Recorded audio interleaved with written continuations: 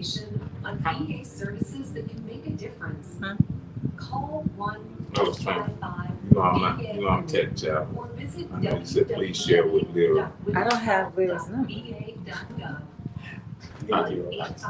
It's 870-736-08.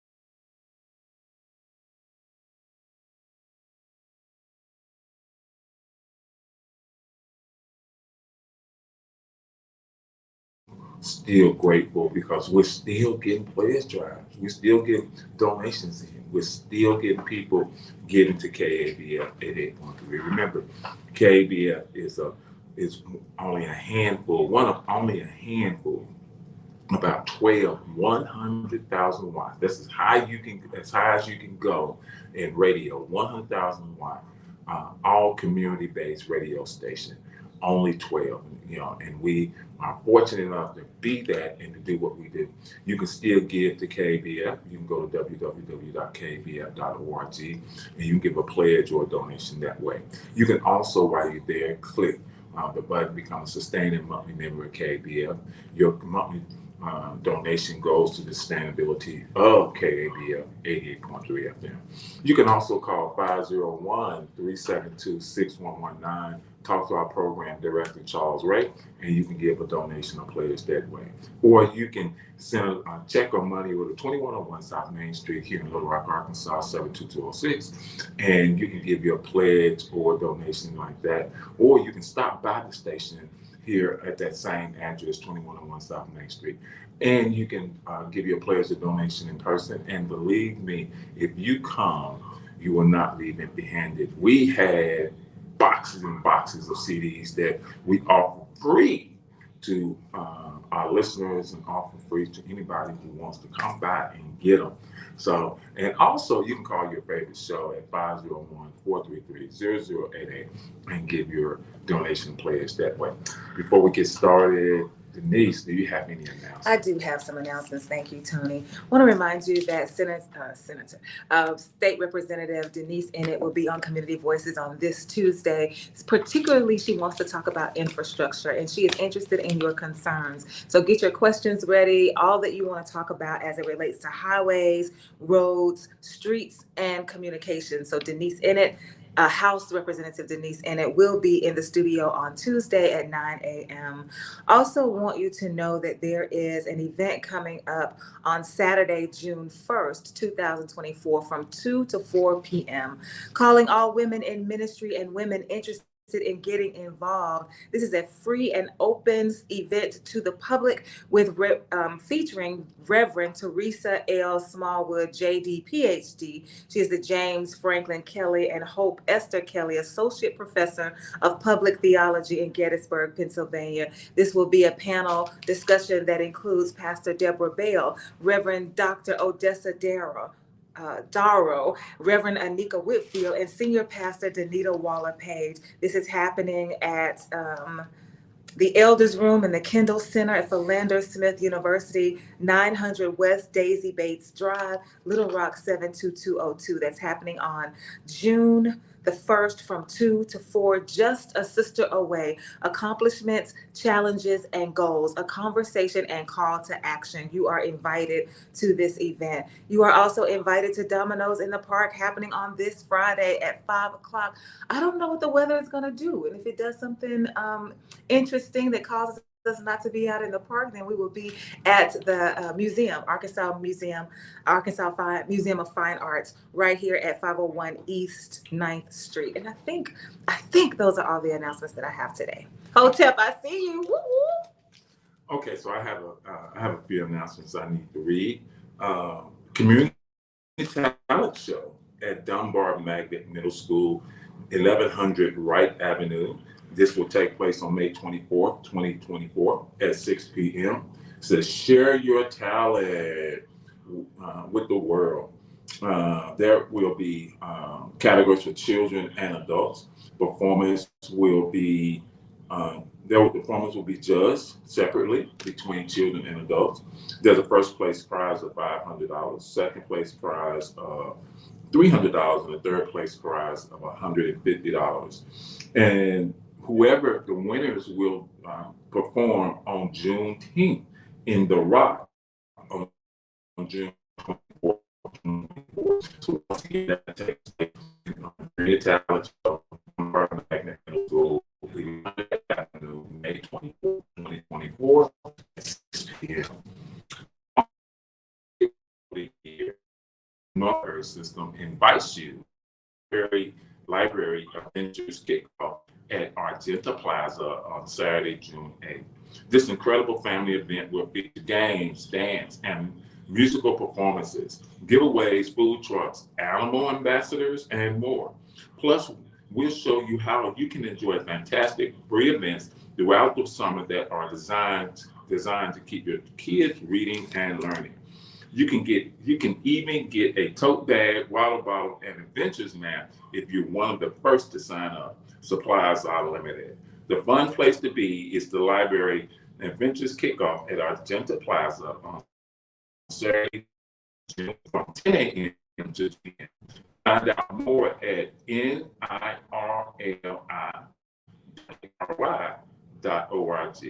That's nirlidrary.org.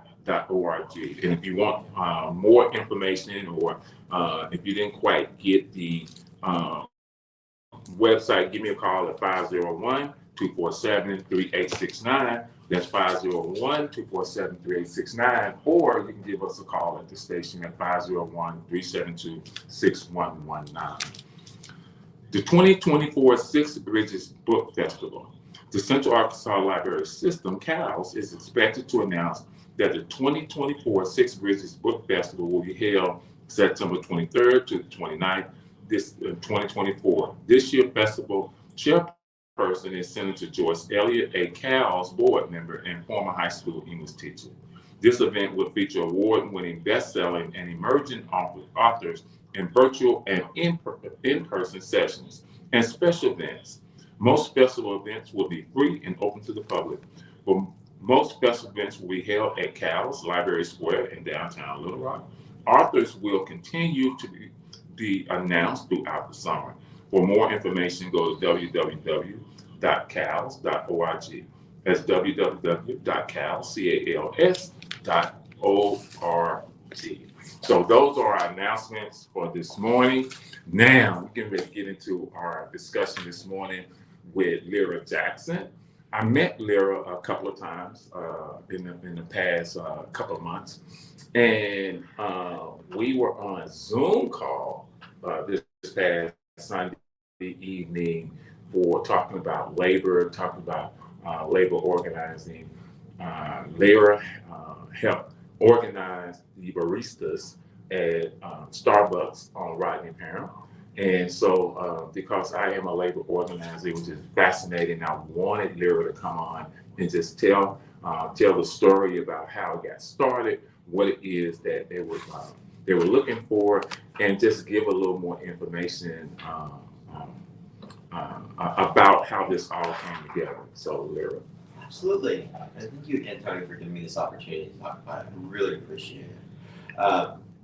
So there were a lot of things that led to the decision to organize. I think some of the longer running things were, and I'm sure plenty of people can relate to this, but issues with management.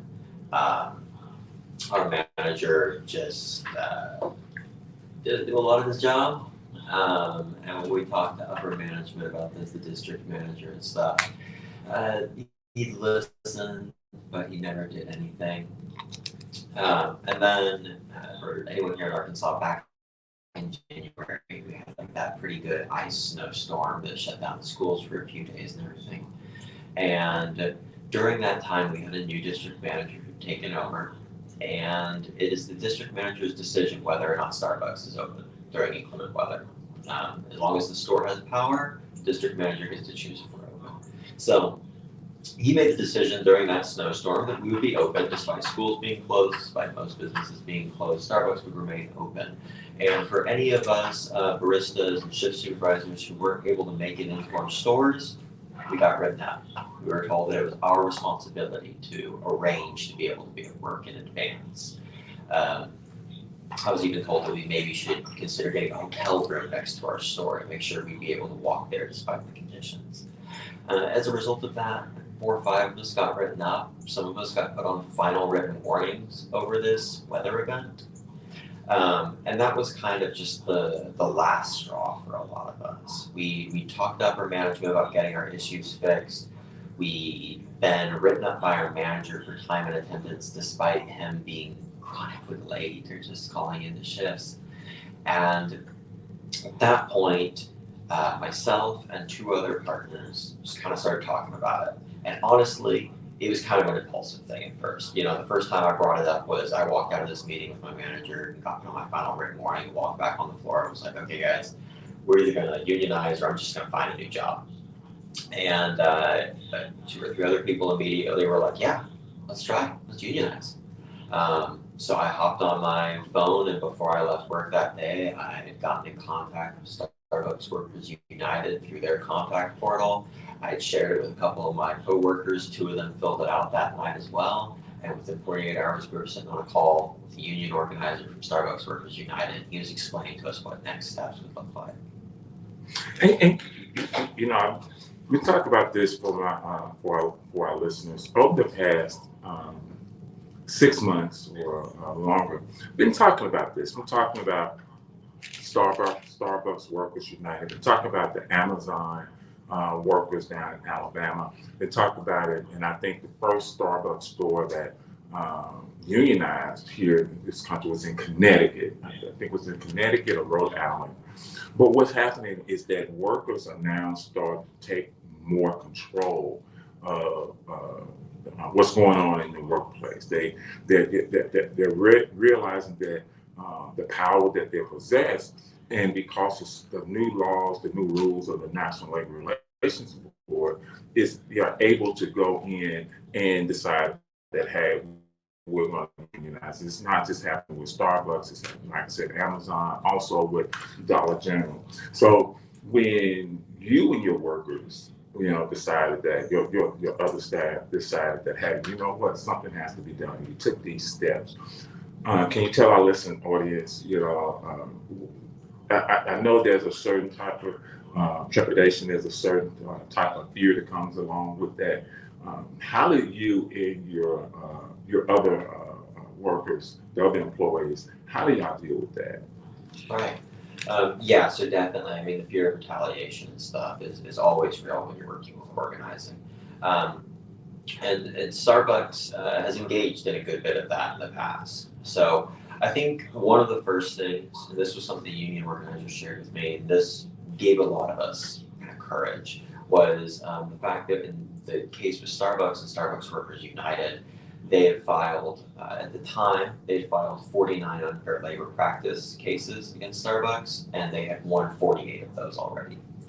So I think there was some comfort in knowing if Starbucks does something wrong, then the union has our back and historically has been winning.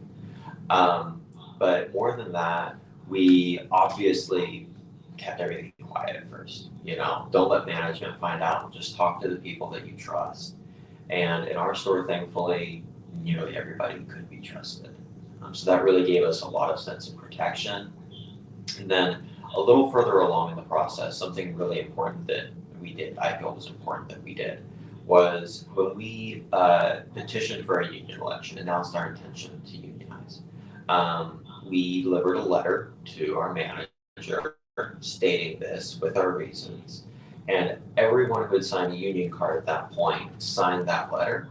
So there was a very public, recorded, obvious declaration of union support. So at that point going forward, if our manager decided to cut Lyra's hours suddenly for no reason, well, we have this documented proof that you knew I was a union supporter. So it's reasonable to assume this is retaliation. So in the beginning, before we went public, trying to be as secretive, as covert as possible, but then once we went public with our intent to unionize, we were very open that we were union members or pro-union workers, because we wanted that visibility to protect us from retaliation. Yeah, and so the Rodney Parham store was the first store to unionize, but there are also other stores in the Little Rock area that are now in the process of unionizing. Is that correct? Yeah, so actually, the Cane just finished their process. I think it was on the 18th, which is a few days ago. They had their election and they won unanimously. So that was the store in McCain, JFK, and North Little Rock. Now, what are some of the demands that you and the other baristas were looking for? So, are you asking more like nationally, Starbucks Workers United, or our store? Just your store. Okay, yeah. So just in my store, I think some of the biggest things we're looking for is fair and consistent scheduling. Our manager had worked scheduling where maybe it was punitive, cutting someone hours without explanation, or changing what time of day they work, like switching someone from being an opener to a closer, or just switching them back and forth. So guaranteed hours were one of the biggest things. Starbucks gave us raises like a year and a half ago, but then they just kept cutting hours. So the other thing is fair and transparent discipline process. We've had a lot of experience with our managers holding to personal policies over corporate policies. So, okay, maybe that's the corporate rule. The corporate rule says you can be up to 5 minutes late for a shift, and that's a grace period. But my personal rule is if you're a single minute late, you're a minute late. Punishing in some cases, like writing some partners up for offenses, but then letting it go with other people. We want to see fair and consistent standards in that sense. And I think the final big thing for us, especially with that last manager, was a lot of frustration around the health and wellness illness policies. There was really a catch-22 under how he ran the store, which was that you were required to call in if you had certain symptoms for food service. That's good. That came about with the pandemic. If you have a fever or something, you're not allowed to work. The problem was the way he chose to interpret the rules was even if you have a fever, even if you have sick time hours built up, even if you get your shift covered, you're still going to be held responsible for missing that shift. You're still going to get in trouble for it.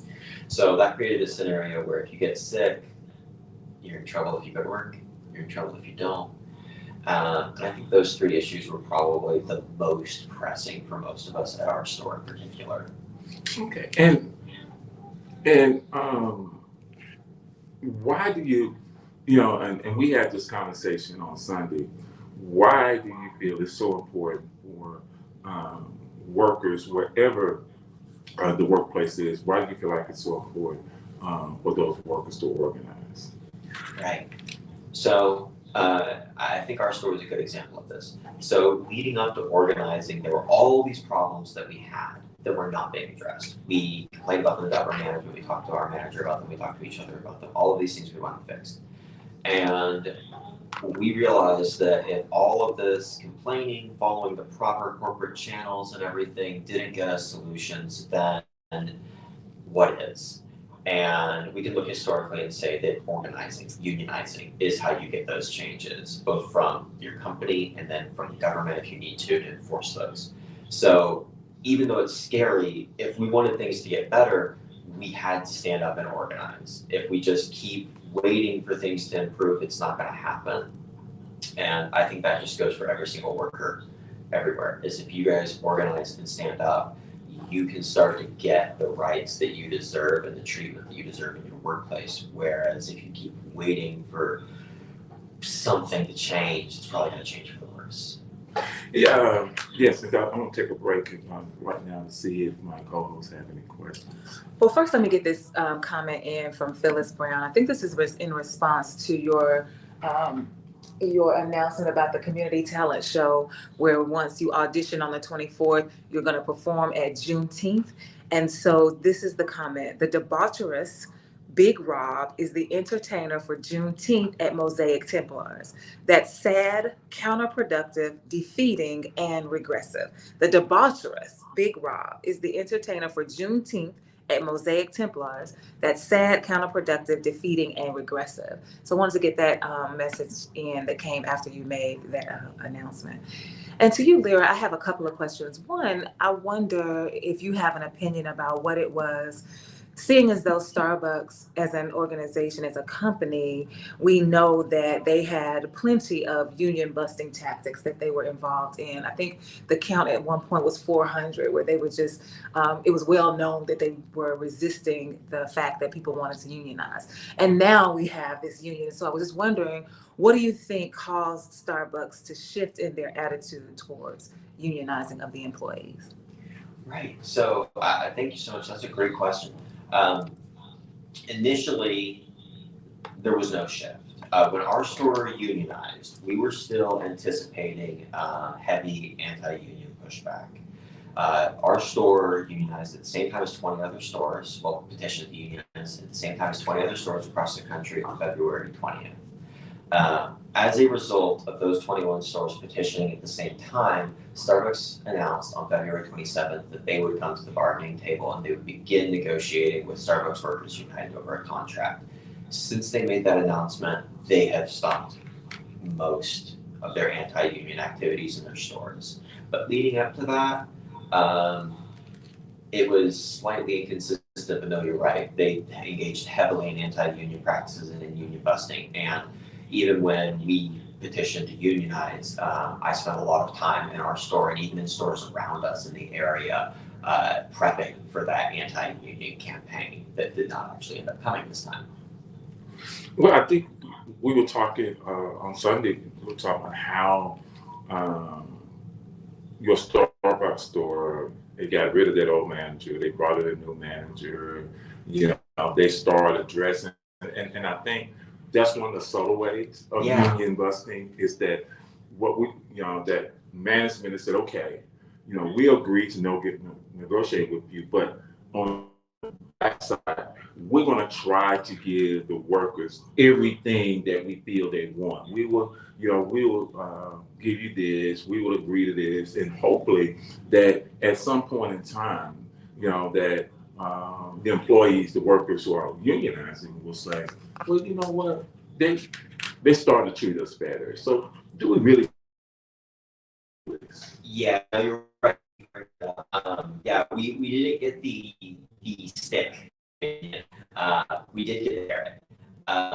They changed our manager out within a week. They came fix our things. They didn't change our cover for anti-slip. They fixed every single problem they could in our store with technology and plumbing and everything they could find. And definitely we're just as nice as possible between that point where we petitioned and the point where we had our election. It was kind of funny. I mean, we have a great manager now. She's different than the one we had during that time.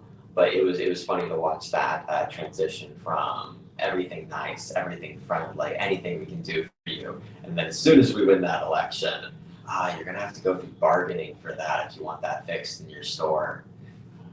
So yeah, it's definitely right. I don't know how else I was doing that. There's stuck in a union busting mindset. So I know there's actually been some difficulty we're trying to do right now. But we've still got people on that whole page of fear tactics, some of their stores. So it's a little bit messy right now. Yeah, and you think about it, in a lot of these corporations, they spend so much time in training management how to union bust. And then once it happens, now those managers have to pivot into another. Some of those managers is difficult. And the one thing I want my listeners to understand is that so many times it becomes just us against them, and I think what workers want is to be treated fairly, to be treated with respect, to have to know that whatever discipline policies or whatever, that they're going to be adhered to. And you have this contract that says both sides, you have management rights, you have union rights, that they have to follow this. And that's difficult sometimes for management because, let's face it, in most places, management looks at workers as a necessity to keep profits going. And they may not necessarily look at them as in a personal way, to understand that, hey, this person is sick, this person, there are days where they may not, just because they're not producing the way they're supposed to, it doesn't mean that you just come in and drive them up. So you have to look at it like that. Also, we know that there's a process of the bargaining. And one thing that most of these corporations will do, they try to string it out. You look at Amazon, the plant that unionized, they still haven't got a contract yet. They still haven't, settled that contract. So, it's this long process. So what are you telling other workers who have organized in Starbucks, about this process? Are you letting them know that, hey, you have to be patient, we have to stand together, we have to be in solidarity, and we have to follow this all the way through? Absolutely. So yeah, just because we've started negotiations does not mean that a contract is near on the horizon. I'd love for it to be, but you're right.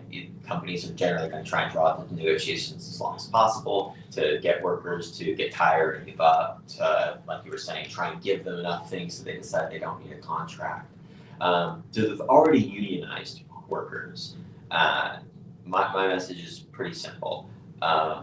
We want to continue showing visibly our union support, whether that's through initiatives like the upcoming ones where we're doing red for bread on the first day of negotiating, where all partners will wear red shirts. All union partners will show their support, awareness, and desire for a contract. And then on the second day, we're going to be wearing pride things on the 30th. But more actively, I honestly encourage people to talk to their friends at non-union stores, because while as unionized stores, we can do things like collective action, and we can put some level of pressure on the company. One of the best things we can do is continue to add union stores. Because the more stores that unionize, the more weight and pressure there is on Starbucks to yield to that contract. Every store that we add is a store that can threaten to withhold their labor as part of a collective action, and that just gives us greater weight. So to my already union partners, I'm saying to hold strong. This might take a while, and show unity, show support. This is not a good time to be an invisible supporter that lets the company feel like they're winning. But to every other store, I'm also saying that right now Starbucks is playing nice with stores that are organizing, and every single store that organizes is going to help us get a better contract faster. And since you've been organizing, and since the store has become unionized, has there been pushback directly at you? Have you seen management come at you in subtle ways or try to silence you in some ways? So, no, it's a weird answer. I really was not expecting that to be the answer I give here. But the closest I've had to something that seemed like management coming after me at all was a district manager who was a little too concerned with my spouse's discipline. My spouse also works at Starbucks at a different location, and the district manager there, they shifted around the districts, it doesn't matter. But the district manager they had then was personally pushing for them to get put on a final written warning because of making a very minor mistake at 2 different points in their over a year of employment. That's the closest I've seen to something where that could have been related to me, because everybody knows we're married in the district. So besides that, no. And I think part of that is just that Rodney Parham has had an insane amount of turnover and instability. And since I am one of the shift supervisors there who's been there for a while, I just think it's a little bit, I don't think they really want to push me away right now. I think they kind of need me at the moment. Well, I would also venture to say that race may play a role in this, because if you were a Black shift manager, I wonder if there would be some retaliatory measures on the part of Starbucks as it relates to what you are doing to push the union. So I don't know if it's, and I'm headed to where you are, I'm headed to where you're going. And so I don't know, I don't want to take race off the table. I'm not going to take race off the table, because when I think about it, in 2018, Starbucks came under fire when in Philadelphia, there were 2 Black men who ended up getting arrested, who were having a meeting in the Starbucks, and they asked to use the restroom, and it was a whole big thing. And so those 2 men were arrested, and they said that the police officers did not do anything wrong. This was a Black man saying that the police officers did not do anything wrong. And as a result of that, this white woman who was a manager got fired. But then she sued them and received $600,000 in compensatory damages, and then 25.6 million in punitive damages, because they said race played a factor for her being white. Now, it didn't play a factor with the Black folks getting arrested, but it played a factor in her getting fired. And so after that incident, it was a lot of DEI talk. Like Starbucks was hosting these DEI events like all over the country, and you could sign up for it, and it was going to be free, but it was also optional. And so Lowe's question to you as it's related to this is, does Starbucks support and encourage DEI, talking about diversity, equity, and inclusion? So I cannot speak for all Starbucks locations. I can say that my particular Starbucks location is actually fairly diverse. So for myself, it doesn't necessarily show at the moment, but I am gender nonconforming, gender fluid, and several other of our partners are on the LGBTQ spectrum as well. The manager that we had at the beginning of this process was Black. The manager that we have now is also a person of color. And let's see, one of the other shifts is also Black, and then several of our best partners are. So I couldn't say in this particular instance if race would have made a difference or not, simply because if I were a Black shift supervisor in this scenario, then my manager would also have been Black. Although he's actually an immigrant from, slipping my mind. I can't remember which country he's from. Cool. Oh, I'll say it after you finish. Okay. So I can't say if race would have played a factor here, simply because I can't possibly know. Sorry. Yeah, but saying that your manager is Black, to me is like a white person saying, well, I got a Black best friend. Like, just because the person is Black does not mean that there isn't a push against diversity, equity, and inclusion. Just because you say we have Black people in positions, just because you say we have LGBTQ people in positions, just because you say that we have folks that are on the spectrum as it relates to being gender nonconforming, that just because they are there and present doesn't mean that this place is welcoming and affirming, and that it does not practice racism. So just the presence of Black people, the presence of gay people is not enough to say, oh, that means then that we are not racist. So, right. So that to me doesn't mean that. I see you, Mayor Lisa Hicks Gilbert. I see you. And then Phyllis Brown says that you, Denise, I was asking that question, again, about the race. And so just to say that you have the presence of people who have a difference in whether it's race, whether it's gender, whether it's sexual orientation, whatever it is, gender identity, to me does not mean that Starbucks is supporting and encouraging DEI. Right. I mean, on the corporate level, I couldn't tell you. I think for me, part of what I look at, and again, I am white, so I'm speaking from a position of not being able to really tell nearly as well. I think for me, part of what matters is the rank and the position of people. So when I look and I just see like, oh, you have LGBTQ spectrum, people of color working at your place, that doesn't really mean a whole lot to me. I think a little bit more of it if I look and see those individuals in positions in management or in supervisor and key holder roles. So that's where I do see more diversity at Starbucks, is that I do see more minority in power positions. But again, that's still at the store level. I can't speak to the corporate level. And while there is a good environment of inclusivity and acceptance on the floor level working in the store, I am inclined to think that a lot of Starbucks's PR in that is just that. I do think that it is more profitable for Starbucks to take a progressive stance and inclusive stance and promote themselves in that way to the community. It's not that I've ever felt discriminated against at Starbucks, and I haven't seen many instances of anyone feeling discriminated against. I've seen very strong action taken against hate speech and any obvious discrimination, but I still can't say that overall the culture is inclusive on a corporate level or that the corporation truly cares about that. Let me ask this question right here. Phyllis Brown asks the question, is it an anomaly having Black people as a supervisor? In my experience in Little Rock, it's not. I might actually have met more store managers of color than not, but that is just anecdotal, me, who I happen to meet in the area. For shift supervisors,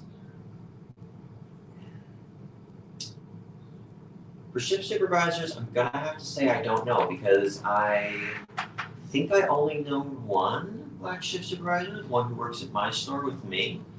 I will say I think there's a much better diversity of LGBTQ people at Starbucks than there is people of color. When you say people of color, do you mean non-Black people, or are you talking about Black people?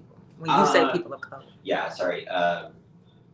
I mostly mean someone who is Black or has African in their ancestry.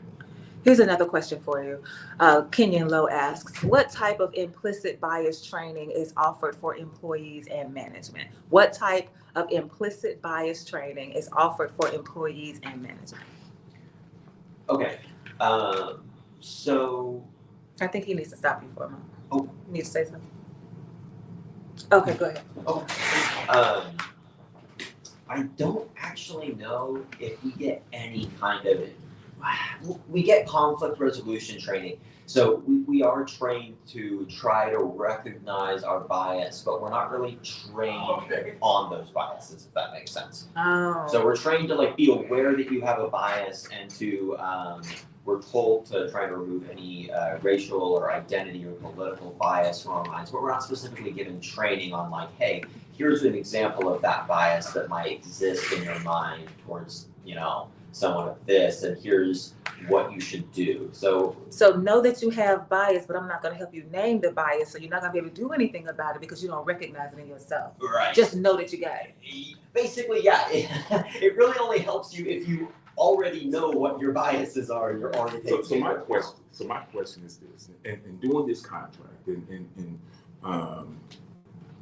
I know you get Starbucks United is getting information from all these stores and each individual store. Is that something that Starbucks United, because it's going to be just going to be an overall contract for all the stores that are unionized. So is that something, as you sit down at the bargaining table with management, that's something you want, that you're pushing to have better, whether you call it DEI, whether you call it more training in how to deal with biases, or more conversations about diversity? Is that something that Starbucks United wants to have into that contract? Because if it's in the contract, then when management or corporate is not adhering to that, then that opens the door for a labor charge to say, hey, you're violating this contract. And you know, and you can see it in a lot of different ways. So is that something Starbucks United is pushing for? So I know we're pushing for greater inclusivity and greater training. I do not remember the wording of the non-economic proposal that is revolving training and hiring inclusivity. So I cannot tell you honestly for sure where that ranks on Starbucks Workers United. But I think that's a good thing to be aware of. And I think that's something I'm going to go through and look through our proposals. And if that is not well explicitly outlined, that is something that I will raise as an issue, because I think that's a very, very good point. Without that training there, how would you recognize your biases? Yeah, because you had already talked about when you said diversity within the lower ranks, whether it's people working on, just working in the store, shift managers, and everything, and as you get to the top, it may become less diverse, so if the top is making the decisions for the policies that come down, then it would be to the advantage of the Starbucks United to put an onus on corporate and put an onus on the managers, the people at the top, to say, hey, we want you to recognize, if we want to be in an equitable workspace, if we want to be in an inclusive workspace, if we want to be in a workspace that is going to be conducive and equal and just, then this is something that has to happen. And the training that, to have training that people can recognize their biases and that they can understand the others that they're working with. Yeah, and I think something you just pointed out is, I guess, more what I kind of had in mind with how unionizing and organizing help people who feel discriminated against or fear discrimination at work, which is, like you were saying, if it's less diverse at the top and the top has all the power, then forming that union and negotiating a contract with management is one of the first steps you can take to empower minorities in the workplace, because if you have fewer minorities up in your positions of power, then standing up as workers together is a way to negotiate with them. And the other thing I think of is conflict resolution, grievance resolution, where having that union backing and support and having a well-defined grievance procedure process between the union and management, I feel like that does a lot more to help with issues of discrimination that occur, particularly from management towards workers, than a non-independent in-house just company grievance dispute, where you can easily have the company protect the manager and just kind of brush it under the rug. Well, that's one of the reasons why you have the contract. That's one of the reasons why you put these clauses into the contract to help protect workers from that type of issue. That's where the Labor Relations Board stepped in, because management most of the time is going to deal with on side with management. They're not going to change their minds on discipline or even in on discrimination. That's why you have to bring another entity in to deal with that. And one of the biggest things, and I want my listening audience to understand, unions, when they were formed, I think a lot of people are think that it's all about wages. And wages are important. Everybody wants to get paid more. But what most unions and what most workers are concerned about more than anything are the intangibles, the benefits, the health care, time off, guaranteed work hours, time and a half, sick leave, paid maternity. It's those benefits that they want, because sometimes the amount of the benefits, outweigh the wages a lot of times. And so one of the things that in this line of discussion that we'll talk about, one of the benefits within the contract is about, what do I do? Because let's face it, we know that discrimination, racism, sexism, all that is a part of the workplace. It's a part of the workplace, and it has to be a recourse when it happens. It has to be a mechanism that once it's identified, then something can be done to rectify it. And that's why the contract is so important. And as I know that as Starbucks United and Starbucks Management Corporation is trying to hash out this contract, I can tell you right now, they're going to want to put language in that protects them. Oh, yeah. Yeah, they're going to want to put language in, language such as, they just say, we are an equal opportunity workplace, and we do not allow any type of discrimination in any form. Now, that's the language they put in there, but what they don't put in that language is that if, once found out, these are the steps we're going to take. Once found out, identify this is what we're going to do. They don't put in, training for managers or training for employees for in case of discrimination, identifies discrimination. And because they don't put it in there, that little clause, they can always say that, oh, well, that's something new. No, it's not new. You know this is going to happen. And that's why I was asking is Starbucks United, are they pushing to have more language? Because the contract is all about language, and so are they pushing really, really hard to have a definitive language in the contract that will protect all their workers? Here's another question for you, Lyra. This is from Lo, what type of formal progression path to management does Starbucks offer? What type of formal progression path to management does Starbucks offer? Okay. So it's actually called the Ops Excellence Field Guide, I think. It's a little handy booklet. And I've worked at a few different corporations and stuff, and I have to say it's the best path to management I've seen outlined at a corporation that I've worked at. It shows you it shows you for every level, but if you're a barista, it shows you the elements that you should work on if you want to become a shift supervisor, the path to get there. If you're a shift supervisor, it shows you what elements of your role you need to work on and focus on developing if you want to move up to an assistant store manager, which is the stepping stone to store manager. So it's actually significantly improved from what it was a few years ago. I'm told it used to be much more of a who you know kind of basis, like does the manager like you, does the district manager like you. Now it is actually more codified so that there are some objective standards that people are measured by.